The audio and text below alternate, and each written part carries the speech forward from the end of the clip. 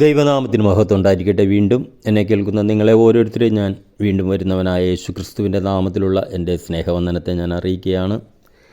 കഴിഞ്ഞ ദിവസങ്ങളിൽ നമ്മൾ ചിന്തിക്കുകയുണ്ടായിരുന്നു, മനുഷ്യൻ ആത്മാവാണ് എന്നുള്ളതിനെക്കുറിച്ച് നമ്മൾ കഴിഞ്ഞ എപ്പിസോഡിൽ നമ്മൾ ചിന്തിക്കുകയുണ്ടായിരുന്നു. അതുപോലെ തന്നെ യേശു ക്രിസ്തു ഒരു വ്യക്തിയുടെ ജീവിതത്തിൽ വരുമ്പോൾ ആ വ്യക്തിയിലുണ്ടാകുന്ന മാറ്റം എന്താണെന്നുള്ളതിനെക്കുറിച്ചും നമ്മൾ കഴിഞ്ഞ ഭാഗത്തിൽ ചിന്തിച്ചു.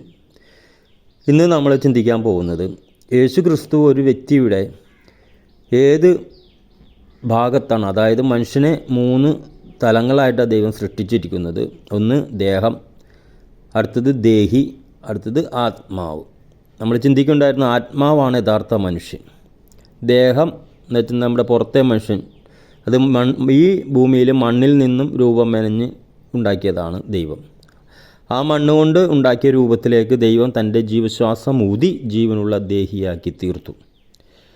അപ്പോൾ യഥാർത്ഥ മനുഷ്യൻ ആത്മാവാണ്, പുറത്തെ മനുഷ്യൻ ഈ മണ്ണിൽ നിന്നുണ്ടാക്കിയ രൂപമാണ്. എന്നാലോ ഈ മനുഷ്യന് കൊടുത്തിരിക്കുന്ന ഏറ്റവും വലിയ ദൈവം കൊടുത്ത മറ്റൊരു അനുഗ്രഹമാണ് അവൻ്റെ ദേഹി, അതായത് അവൻ്റെ മനസ്സ്. അവന് നന്മയും തിന്മയും തീരുമാനിക്കുവാനായിട്ടുള്ള ചിന്താഗതികൾ, മനസ്സ്, ചിന്തിക്കുവാനുള്ള കഴിവ് എന്ന് നമുക്കതിനെ പറയാം. ആ ചിന്തിക്കുവാനുള്ള കഴിവാണ് നമ്മളെ നന്മയിലേക്കും തിന്മയിലേക്കും നയിക്കുവാനായിട്ട് നമുക്ക് കഴിയുന്നത്. അതായത് നന്മയും തിന്മയും നമ്മുടെ മുൻപിലുണ്ട്, നമുക്ക് ഏത് തിരഞ്ഞെടുക്കാം എന്നുള്ളതിനെക്കുറിച്ചുള്ള സ്വാതന്ത്ര്യം ദൈവം മനുഷ്യന് നൽകിയിരിക്കുകയാണ്. ആ സ്വാതന്ത്ര്യമാണ് ഏദൻ തോട്ടത്തിൽ ദൈവം മനുഷ്യന് കൊടുത്തത്. നന്മതിന്മകളെക്കുറിച്ചുള്ള തിരിച്ചറിവിൻ്റെ വൃക്ഷത്തിൽ നിന്നും നിങ്ങൾ കനി തിന്നരുത്, തിന്നുന്ന നാളിൽ നിങ്ങൾ മരിക്കും എന്നുള്ള ആ ഒരു കൽപ്പന ദൈവം കൊടുത്തിരുന്നു. ആ കൽപ്പന ഇവരനുസരിച്ചില്ല. പിശാചു വന്ന് ഇവരോട് പറഞ്ഞതാണ് അവരനുസരിച്ചത്. അപ്പോൾ 2 ഓപ്ഷൻ ഉണ്ടായിരുന്നു ഇവർക്ക്. ദൈവം പറഞ്ഞത് അനുസരിക്കുവാനും പിശാചു പറഞ്ഞത് അനുസരിക്കുവാനുള്ള ഒരു ഓപ്ഷൻ അവരുടെ മുമ്പിലുണ്ടായിരുന്നു. തീരുമാനം അവരുടേതായിരുന്നു. അവരുടെ മനസ്സ് തീരുമാനിക്കാമായിരുന്നു ദൈവം പറഞ്ഞത് അനുസരിക്കാമെന്ന്, അതല്ല പിശാചു പറഞ്ഞത് അനുസരിക്കാമെന്നുള്ള തീരുമാനിക്കാൻ അവരുടെ മനസ്സിന് സ്വാതന്ത്ര്യം ഉണ്ടായിരുന്നു. അത് ദൈവം കൊടുത്ത, മനുഷ്യന് കൊടുത്ത ഏറ്റവും വലിയൊരു സ്വാതന്ത്ര്യമാണ് മനസ്സ്. അപ്പോൾ മനുഷ്യൻ്റെ മനസ്സ് തീരുമാനിച്ചു പിശാചു പറഞ്ഞത് അനുസരിക്കാം. എന്താ കാരണം എന്ന് വെച്ചാൽ, ആ കനിയിൽ ഈ ഹൗവ ഒരു ക്വാളിറ്റി കണ്ടു. നമ്മളത് വചനത്തിലൂടെ നമ്മൾ വായിക്കുന്നുണ്ട്. അത് കാണുവാൻ ഭംഗിയുള്ളത്, തിന്നാൻ നല്ലതും കാണുവാൻ ഭംഗിയുള്ളതും ജ്ഞാനം പ്രാപിപ്പാൻ കാമ്യവും എന്ന് സ്ത്രീ കണ്ടു. അപ്പോൾ തിന്നുക, കാണുക, അറിവ് പ്രാപിക്കുക, ഇത് 3 ഈ ജഡത്തിൻ്റെ മോഹങ്ങളാണ്, ജഡമോഹങ്ങളാണ്. തിന്നുക എന്ന് പറഞ്ഞാൽ ജഡത്തിൻ്റെ മോഹമാണ്, അല്ലേ? കാണുക, ലോകത്തിൻ്റെ കാഴ്ചകൾ കണ്ട് ആനന്ദിക്കുക, അതും ജഡത്തിൻ്റെ മോഹമാണ്. ജ്ഞാനം, അറിവ്, ലോകത്തിൻ്റെ അറിവ് പ്രാപിക്കുക. ലോകത്തിൻ്റെ അറിവാണ് മക്കൾക്ക് നമ്മൾ കൊടുക്കുന്ന വിദ്യാഭ്യാസം. അതിലൂടെ നമുക്ക് എന്താ കിട്ടുന്നത്? എഡ്യൂക്കേഷനിലൂടെ നമുക്ക് മക്കൾക്ക് കിട്ടുന്നത് എന്താണ്? അറിവ് കൂടുതൽ കിട്ടുമ്പോൾ എന്ത് കിട്ടുന്നത്? വിദ്യാഭ്യാസം എത്രമാത്രം അധികമുണ്ടോ അതനുസരിച്ചുള്ള ഈ ലോകത്തിൽ പദവിയും സ്ഥാനങ്ങളും സ്ഥാനമാനങ്ങളും പണവും സമ്പത്ത് എല്ലാം ഉണ്ടാക്കാനായിട്ട് കഴിയുന്നത് ഈ ലോകത്തിൻ്റെ ജ്ഞാനം കൊണ്ടിട്ടാണ്. അപ്പോൾ ഇത് 3 ജഡത്തിൻ്റെ ഇഷ്ടങ്ങൾക്ക് ഒത്തവണ്ണമുള്ളതായിരുന്നു. ആ കനിയിൽ പിശാച് ഹൗവയുടെ മുമ്പിൽ കാണിച്ച കനിയിലൂടെ ഈ ഹൗവ കണ്ടത് അതാണ്. അത് കാണുവാൻ ഭംഗിയുള്ളതും ആയിരുന്നു. ഞാൻ മുമ്പ് പറയുന്നുണ്ടായിരുന്നു, കാണുക എന്ന് വെച്ചാൽ നമ്മൾ ലോകം, നമ്മളിപ്പോൾ ലുലു മാൾ അതുപോലുള്ള നമ്മൾ ഈ വിനോദയാത്രക്കൊക്കെ പോകുമ്പോൾ എന്താ, നമ്മൾ കാഴ്ചയിൽ നമ്മൾ ആനന്ദിക്കുവാൻ വേണ്ടിയിട്ട് പോവുകയാണ്, അല്ലേ? കണ്ണുകൊണ്ടുള്ള കാഴ്ചയിൽ നമ്മൾ ആനന്ദിക്കുക. ഇതൊക്കെ ജഡമോഹങ്ങളുടെ ഒരു വശമാണ്. ജഡത്തിൻ്റെ മോഹങ്ങളെ തൃപ്തിപ്പെടുത്തുന്ന ഭാഗങ്ങളാണ് നമ്മുടെ കണ്ണുകൊണ്ടുള്ള കാഴ്ചകളിൽ നമ്മൾ ആനന്ദിക്കുന്നത്. അതുപോലെ തന്നെയാണ് തിന്നുക, അല്ലേ? നമ്മുടെ ജഡത്തിന് ഭക്ഷണം, അല്ലേ? അത് വേണം, അല്ലേ? എന്തെന്നാൽ നമുക്ക് ഈ ലോകത്തിൽ പദവികൾ, സ്ഥാനമാനങ്ങൾ, സമ്പത്ത്, ഉയർച്ച, ഈ ലോകത്തിൻ്റേതായ ഒരു പദവി അല്ലെങ്കിൽ ഈ ലോകത്തിലൊരു മാന്യത ഒരു വ്യക്തിക്ക് ലഭിക്കണമെങ്കിൽ അവൻ്റെ എഡ്യൂക്കേഷൻ എത്രമാത്രം ഉണ്ടോ അതനുസരിച്ച് നമുക്കറിയാം. അപ്പോൾ ഇതെല്ലാം ജഡത്തിൻ്റെ മോഹങ്ങളാണ്, ജഡത്തിൻ്റെ താല്പര്യങ്ങളാണ്, ജഡത്തിലുള്ളതാണ്. ഇതൊന്നും നമ്മൾ മരിച്ചു കഴിഞ്ഞാൽ, നമ്മുടെ ഈ ഭൂമിയിൽ നിന്നും നമ്മൾ മരണം മൂലം ഇതൊന്നും നമുക്ക് ഒരു പ്രയോജനവും ചെയ്യുന്നില്ല. ഇതെല്ലാം ഇവിടത്തേക്ക് വേണ്ടിയിട്ട് മാത്രമുള്ളതാണ്. ഇവിടെ അത് തീരും. ഹല്ലേലൂയ, സ്തോത്രം. എന്നാൽ നമ്മുടെ ആത്മാവിൻ്റെ രക്ഷ അത് നമ്മൾക്ക് കരസ്ഥമാക്കിയാൽ യേശുക്രിസ്തുവിൽ വിശ്വസിച്ച് യേശുക്രിസ്തുവിൻ്റെ ക്രൂശിലെ യാഗം എൻ്റെ പാപത്തിൻ്റെ പരിഹാര യാഗമാണ്. അത് നമ്മൾ വിശ്വസിച്ച് ആ യേശുക്രിസ്തുവിലൂടെ നമ്മൾ പാപമോചനം പ്രാപിക്കുന്ന ഓരോരുത്തർക്കും കിട്ടുന്നത് ആത്മാവിൻ്റെ വീണ്ടെടുപ്പാണ്. ഈ ആത്മാവിൻ്റെ വീണ്ടെടുപ്പ് കിട്ടുമ്പോൾ എന്താ? യഥാർത്ഥ മനുഷ്യൻ പാപത്തിൽ നിന്നും പിശാചിൻ്റെ പിടിയിൽ നിന്നും യഥാർത്ഥ മനുഷ്യൻ മോചിക്കപ്പെടണം, വീണ്ടെടുക്കപ്പെടണം. അത് യേശുക്രിസ്തുവിൻ്റെ രക്തം മൂലം മാത്രമേ നടക്കത്തുള്ളൂ. യേശുവിൻ്റെ ക്രൂശിലെ യാഗത്തിലൂടെ മാത്രമേ നടക്കത്തുള്ളൂ. അപ്പോൾ യേശുവിനെ അറിഞ്ഞ ഒരു വ്യക്തിക്ക് കിട്ടുന്ന ഏറ്റവും വലിയ അനുഗ്രഹം എന്ന് വെച്ചെന്നാൽ ഈ ഭൂമിയിലെ ഭൗതിക അനുഗ്രഹങ്ങൾ മാത്രമല്ല, അതിനേക്കാൾ അധികമായി അവൻ്റെ ആത്മാവിൻ്റെ രക്ഷയാണ്. ആത്മാവ് സ്വർഗത്തിലേക്ക്, നിത്യജീവനിലേക്ക്, ദൈവത്തിങ്കിലേക്ക് പോകുവാൻ യോഗ്യത നേടുന്നു. ദൈവം ആത്മാവാണ്, നമുക്കറിയാം. ആ ആത്മാവാവുന്ന ദൈവത്തോടുള്ള കൂട്ടായ്മയിലേക്ക് നമ്മൾ വീണ്ടും തിരികെ വരികയാണ്.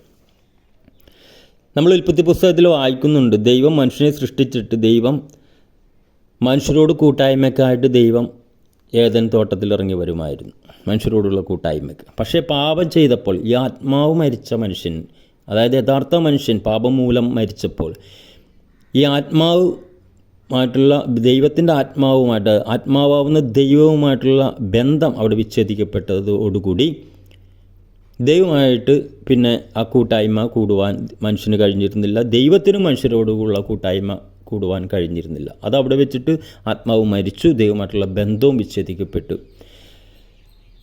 അപ്പോൾ രക്ഷിക്കപ്പെടുന്നത് വരെ, യേശുവിനെ ഹൃദയത്തിലേക്ക് കർത്താവും രക്ഷിതാവുമായി സ്വീകരിക്കുന്നത് വരെയും ഒരു വ്യക്തിയുടെ യഥാർത്ഥ മനുഷ്യൻ മരിച്ചു കിടക്കുക. യേശുവിനെ ഹൃദയത്തിലേക്ക് കർത്താവും രക്ഷിതാവുമായി സ്വീകരിക്കുന്നതോടു കൂടിയാണ് ഒരു വ്യക്തി വീണ്ടും ജനനം പ്രാപിക്കുന്നത്. അതായത് ആത്മാവ് വീണ്ടും ജനനം പ്രാപിക്കുന്നത്. മരിച്ച ആത്മാവ്, പാപം ചെയ്തപ്പോൾ മരിച്ചുപോയ ആത്മാവ് വീണ്ടും ജീവൻ പ്രാപിക്കുക. ആ ജീവൻ പ്രാപിച്ച ആത്മാവിന് ദൈവമായിട്ട് വീണ്ടും കമ്മ്യൂണിക്കേഷൻ ചെയ്യാൻ, ബന്ധം കണക്ട് ചെയ്ത് കിട്ടും. ആ ആത്മാവിന് വീണ്ടും ദൈവമായിട്ടുള്ള ബന്ധത്തിലേക്ക് വരുവാൻ കഴിയും. ഹല്ലേലൂയ, സ്തോത്രം. അങ്ങനെ ദൈവവുമായിട്ടുള്ള ബന്ധത്തിലേക്ക് ഒരു വ്യക്തി വരുന്നതാണ് ഒരു മനുഷ്യനെ സംബന്ധിച്ച് ഏറ്റവും വലിയ അനുഗ്രഹം. അപ്പോൾ യേശുക്രിസ്തു ഒരു വ്യക്തിയുടെ ജീവിതത്തിലേക്ക് വരുമ്പോൾ ആ വ്യക്തിക്കുണ്ടാകുന്ന ഏറ്റവും വലിയ അനുഗ്രഹം അവന് ദൈവവുമായിട്ടുള്ള ബന്ധം റീകണക്ട് ചെയ്ത് കിട്ടി എന്നുള്ളതാണ്. ദൈവവുമായിട്ടുള്ള ബന്ധം പുനഃസ്ഥാപിക്കപ്പെട്ടു. ഹല്ലേലൂയ, സ്തോത്രം. ഹല്ലേലൂയ, സ്തോത്രം. മനസ്സിലാക്കണം. അതുകൊണ്ടിട്ടാണ് നമ്മൾ യോഹന്നാൻ്റെ സുവിശേഷം 1-ാം അധ്യായം അതിൻ്റെ 12-ാം വാക്യത്തിൽ നമ്മൾ വായിക്കുന്നുണ്ട്, അവനെ കൈക്കൊണ്ട്, ആരെ? ക്രിസ്തുവിനെ കൈക്കൊണ്ട് ക്രിസ്തുവിൻ്റെ നാമമായ യേശുവിൽ വിശ്വസിക്കുന്ന ഏവർക്കും ദൈവമക്കളാകുവാൻ അവൻ അധികാരം നൽകി. ദൈവത്തിൻ്റെ മക്കൾ എന്നുള്ള ആ സ്ഥാനത്തിലേക്ക് നമ്മൾ വന്നു. ആദാം ദൈവത്തിൻ്റെ മകനായിരുന്നു. ആ ബന്ധത്തിലേക്ക് നമ്മൾ വീണ്ടും വരികയാണ്. എത്ര വലിയ മനോഹരമായ ഒരു അനുഗ്രഹമാണ്, ഒരു അവസ്ഥയാണത്. ദൈവവുമായിട്ട് നമുക്ക് ബന്ധം സ്ഥാപിച്ചു കിട്ടുന്നു. അതിന് യേശുക്രിസ്തുവിലൂടെ മാത്രമേ കഴിയത്തുള്ളൂ. അപ്പോൾ യേശുക്രിസ്തുവിലൂടെ ഒരു മനുഷ്യൻ ലഭിക്കുന്ന ഏറ്റവും വലിയ അനുഗ്രഹം എന്ന് വെച്ചെന്നാൽ അവന് ദൈവവുമായിട്ടുള്ള ബന്ധം റീകണക്ട് ചെയ്ത് കിട്ടി എന്നുള്ളതാണ്. എന്ന് വെച്ചെന്നാൽ നമ്മുടെ ആത്മാവ് ജീവൻ പ്രാപിച്ചു. ആത്മാവ് ദൈവമാവുന്ന ആത്മാവായ ദൈവവുമായിട്ട് ബന്ധം സ്ഥാപിക്കാൻ കഴിയുന്നു. അതുകൊണ്ടിട്ടാണ് നമ്മളൊരു വചനം വായിക്കുന്നുണ്ട്, നമ്മൾ എഫേസ്യർ ലേഖനം അതിൻ്റെ എഫേസ്യർ 1:3 മുതൽ ഇങ്ങനെ വായിക്കുന്നത്, സ്വർഗത്തിലെ സകല ആത്മീയ അനുഗ്രഹത്താലും നമ്മെ ക്രിസ്തുവിൽ അനുഗ്രഹിച്ചിരിക്കുന്ന നമ്മുടെ കർത്താവായ യേശുക്രിസ്തുവിൻ്റെ ദൈവവും പിതാവുമായവൻ വാഴ്ത്തപ്പെട്ടവൻ. കണ്ടോ? അപ്പോൾ നമുക്ക് യേശുക്രിസ്തു മുഖാന്തരം നമുക്ക് ലഭിച്ചത് എന്തെന്നാ? സ്വർഗത്തിലെ സകല ആത്മീയ അനുഗ്രഹത്താലും. അപ്പോൾ ആത്മീയ അനുഗ്രഹമാണ് നമുക്ക് കിട്ടിയ, യേശുക്രിസ്തുവിൽ വിശ്വസിക്കുമ്പോൾ നമുക്ക് കിട്ടിയ ആത്മാവിൻ്റെ വീണ്ടെടുപ്പ്. അതിലൂടെ നമുക്ക് ദൈവവുമായിട്ടുള്ള ബന്ധം നമുക്ക് റീകണക്ട് ചെയ്ത് കിട്ടി. അതോടുകൂടി നമ്മൾ ദൈവത്തിൻ്റെ മക്കളെന്നുള്ള പദവി നമുക്ക് കിട്ടി. മക്കളെങ്കിലോ ദൈവത്തിൽ നിന്നുള്ള എല്ലാ അനുഗ്രഹങ്ങൾക്കും നമ്മൾ അവകാശിയായി തീരുക. അപ്പോൾ അങ്ങനെയാണെങ്കിലോ ഈ ഭൂമിയിലും നമ്മൾ ഈ ഭൂമിയിൽ ജഡത്തിൽ ഈ ഭൂമിയിൽ ആയിരിക്കുന്നിടത്തോളം കാലം ദൈവത്താലുള്ള സകല അനുഗ്രഹങ്ങൾക്കും നമ്മൾ യോഗ്യരായിത്തീരുകയാണ്. ഹല്ലേലൂയ, സ്തോത്രം സ്തോത്രം. നമുക്കത് ഇവിടെ നമ്മൾ ഗലാത്യ ലേഖനം അതിൻ്റെ 3-ാം അധ്യായം അതിൽ നമ്മൾ വായിക്കുന്നുണ്ട്. നമ്മളതിൻ്റെ 28 മുതൽ നമ്മൾ വായിക്കുകയാണെങ്കിൽ നമ്മളിങ്ങനെ വായിക്കുന്നത്, അവിടെ അതിൽ യഹൂദനും യവനനും എന്നില്ല, ദാസനും സ്വതന്ത്രനും എന്നില്ല, ആണും പെണ്ണും എന്നുമില്ല, നിങ്ങൾ എല്ലാവരും ക്രിസ്തുയേശുവിൽ ഒന്നത്രേ. കണ്ട, രക്ഷിക്കപ്പെടുന്ന യേശുവിനെ ഹൃദയത്തിലേക്ക് കർത്താവും രക്ഷിതാവുമായി സ്വീകരിക്കുന്ന എല്ലാവരും ക്രിസ്തു മുഖാന്തരം ദൈവസന്നിധിയിൽ അവർ ഒന്നാണ്. അവിടെ ആണും പെണ്ണൊന്നുമില്ല, യഹൂദനും യവനനൊന്നുമില്ല, ഒരു ജാതിയും മതവും കുലവും ഒന്നുമില്ല. അവിടെ യേശുവിനെ ആര് ഹൃദയത്തിലേക്ക് കർത്താവും രക്ഷിതാവുമായി സ്വീകരിക്കുന്നോ അവർ എല്ലാവർക്കും ഒരേ സ്ഥാനമാണ് ദൈവസന്നിധി കിട്ടുന്നത്, മക്കളെന്നുള്ള സ്ഥാനം.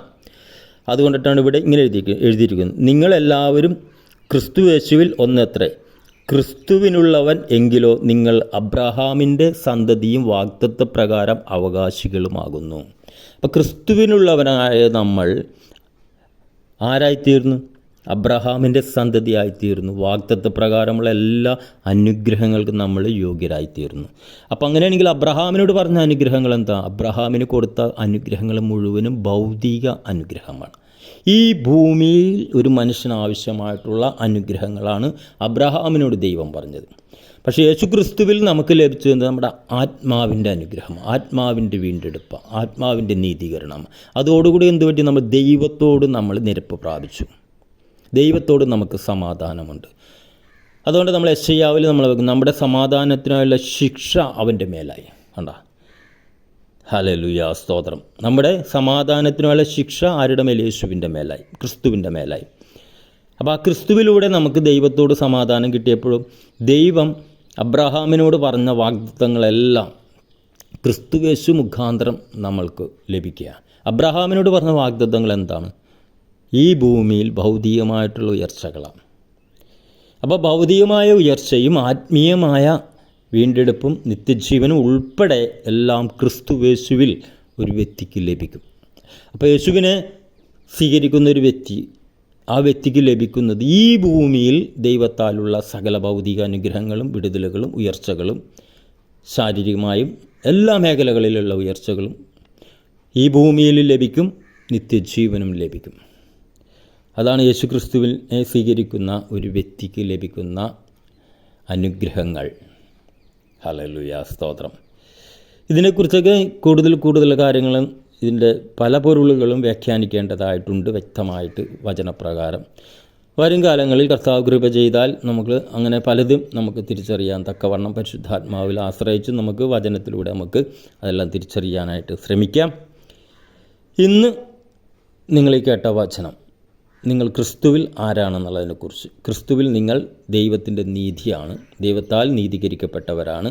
നിങ്ങൾ ദൈവത്തെ പിതാവെന്ന് വിളിക്കുവാനുള്ള യോഗ്യത ലഭിച്ചവർ, അധികാരം ലഭിച്ചവരാണ്. അതുപോലെ തന്നെ അബ്രഹാമിൻ്റെ അനുഗ്രഹം, ഭൗതികമായ സകല അനുഗ്രഹങ്ങൾക്കും ക്രിസ്തുയേശു മുഖാന്തരം നിങ്ങൾ അർഹരാണ്, യോഗ്യരാണ്. ഇത് നമ്മൾ തിരിച്ചറിയണം. ഹല്ലേലൂയ. അതിനായിട്ട് ഇന്നത്തെ ശുശ്രൂഷ ഉപകരിക്കട്ടെ എന്ന് പ്രാർത്ഥിക്കുന്നു. ദൈവം നിങ്ങളെല്ലാവരെയും സമൃദ്ധിയായിട്ട് അനുഗ്രഹിക്കട്ടെ. Okay, God bless you. Thank you.